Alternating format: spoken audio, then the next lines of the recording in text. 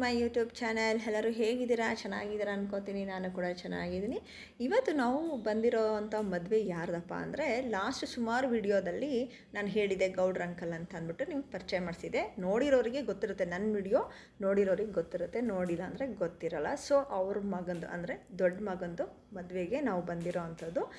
ಈ ರೆಸಾರ್ಟ್ ಇರೋದು ಎಲ್ಲಿ ಅಂದರೆ, ಬಾಣಾವರದಿಂದ ಮುಂದೆ ಹುಳಿ ಚಿಕ್ಕನಹಳ್ಳಿ ಹತ್ತತ್ರ ಬರುತ್ತೆ ಇದು ರೆಸಾರ್ಟು.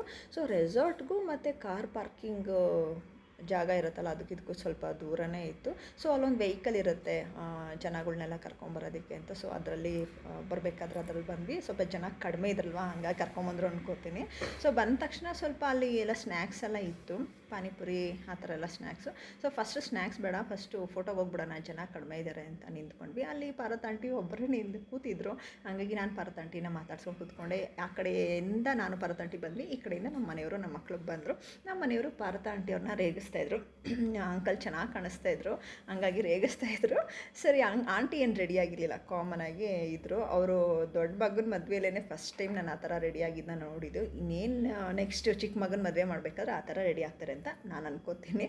ಅಂಕಲ್ ಮಾತ್ರ ಡೀಸೆಂಟಾಗಿ ನೀಟಾಗಿ ರೆಡಿಯಾಗಿದ್ದು. ನಮ್ಮ ಮನೆಯವ್ರನ್ನ ಹ್ಯಾಂಡ್ ಶೇಕ್ ಮಾಡಿದ್ರಲ್ಲ, ಗ್ರೇ ಕಲರ್ ಸೂಟ್ ಹಾಕ್ಕೊಂಡಿರೋರು ಅವರೇ ಗೌಡ್ರ ಅಂಕಲ್ ಅಂತ. ಅವ್ರ ಮಗನ ಮದುವೆಗೆ ನಾವು ಬಂದಿರೋದು. ಸೊ ಫೋಟೋ ಎಲ್ಲ ಆಯಿತು. ಹಂಗೆ ಫೋಟೋ ಮುಗಿಸ್ಕೊಂಡು ಹೋಗ್ಬೇಕಾದ್ರೆ ಇಲ್ಲೊಬ್ಬರು ಆಂಟಿ ನನಗೆ ಸಿಕ್ಕಿದ್ರು.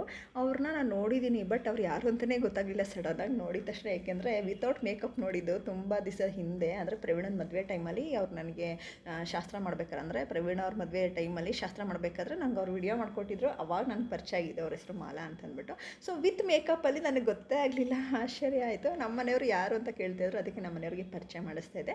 ಎಲ್ಲರೂ ಚೆನ್ನಾಗಿ ರೆಡಿಯಾಗಿದ್ರು. ಅದಕ್ಕೆ ನಮ್ಮ ತೇಜುಗೆ ಹೇಳ್ತಾಯಿದ್ದೆ, ಇಲ್ಲೊಂಚೂರು ವಿಡಿಯೋ ಮಾಡೋ, ಆಂಟಿ ಚೆನ್ನಾಗಿ ಕಾಣ್ತಿದ್ದಾರೆ ಅಂತ ಅಂದ್ಬಿಟ್ಟು. ಸೊ ಆಂಟಿಗೆ ಬನ್ನಿ ಊಟಕ್ಕೆ ಹೋಗೋಣ ಅಂತಂದೆ. ಇಲ್ಲ ನೀವು ಹೋಗಿರಿ, ನಾವು ಆಮೇಲೆ ಲೇಟಾಗಿ ಮಾಡ್ತೀವಿ ಅಂತಂದರು. ಸೊ ಊಟಕ್ಕೆ ಇಲ್ಲ ಸ್ವಲ್ಪ ಜನ ಕಡಿಮೆ ಇದ್ದರು ನಾವು ಹೋದಾಗ. ನಮ್ಮ ಮನೆಯವ್ರಿಗಂತೂ ಯಾವ ಮದುವೆಗೆ ಹೋಗಲಿ, ಯಾವುದೇ ಒಂದು ಫಂಕ್ಷನ್ ಹೋಗಲಿ, ಸಿಕ್ಕಾಪಟ್ಟೆ ಜನ ಪರಿಚಯ ಇರ್ತಾರೆ.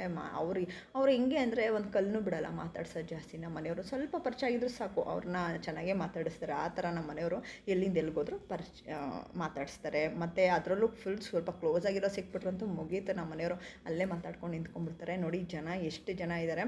ನಾವು ಹೋಗಿ ಊಟಕ್ಕೆ ಕೂತಾಗಿ ನಮ್ಮದು ಊಟ ಆದಮೇಲೆ ಸಿಕ್ಕಾಪಟ್ಟೆ ರಶ್ ಆಗೋಯಿತು ಊಟಕ್ಕಂತೂ. ಇನ್ನೊಂದು ಬಫೆ ಸಿಸ್ಟಮು ಇತ್ತು, ಮತ್ತು ಎಲೆ ಊಟ, ಪಂತಿ ಊಟ ಅಂತಾರಲ್ಲ, ಅದು ಕೂಡ ಇತ್ತು. ಆಮೇಲೆ ಜ್ಯೂಸು, ಸ್ನ್ಯಾಕ್ಸು, ಸಿಕ್ಕಾಪಟ್ಟೆ ಜನ, ಸಿಕ್ಕಾಪಟ್ಟೆ ತಿಂಡಿಗಳು. ಎಷ್ಟು ಜನ ಇದ್ದಾರೆ ನೋಡಿ, ಅಷ್ಟು ಹೋಗ್ಬೇಕಾದ್ರೆ ಫುಲ್ ಖಾಲಿ ಇತ್ತು ಸ್ವಲ್ಪ.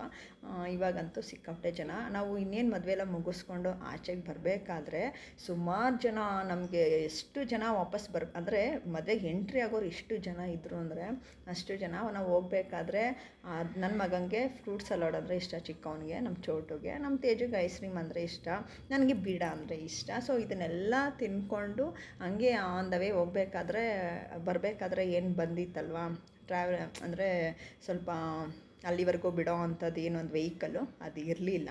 ಸೊ ಹಂಗಾಗಿ ನಾವು ಎಲ್ಲ ಓಡಾಡಿಕೊಂಡು ಸ್ನ್ಯಾಕ್ಸ್ ತಿನ್ನೋಕ್ಕೂ ಸಿಕ್ಕಾಪಟ್ಟೆ ಜನ ಅಂದರೆ ಜನ.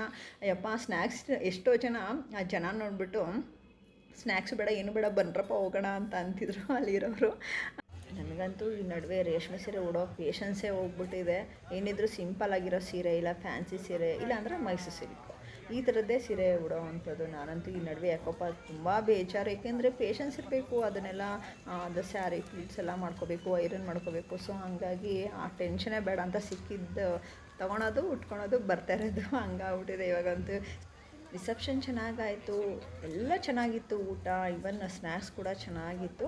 ಸೊ ಇಲ್ಲಿಗೆ ನಾನು ವ್ಲಾಗ್ನ ಎಂಡ್ ಮಾಡ್ತಾಯಿದ್ದೀನಿ. ನನ್ನ ಚಾನಲ್ನ ಇನ್ನೂ ಯಾರೆಲ್ಲ ಸಬ್ಸ್ಕ್ರೈಬ್ ಮಾಡ್ಕೊಂಡಿಲ್ಲ ಅಂದರೆ ಬೇಗ ಸಬ್ಸ್ಕ್ರೈಬ್ ಮಾಡ್ಕೊಳ್ಳಿ. ಹಾಗೆ ನನ್ನ ವಿಡಿಯೋಗೊಂದು ಲೈಕ್ ಕೊಡಿ, ಕಮೆಂಟ್ ಮಾಡಿ, ಶೇರ್ ಮಾಡಿ. Thank you for watching.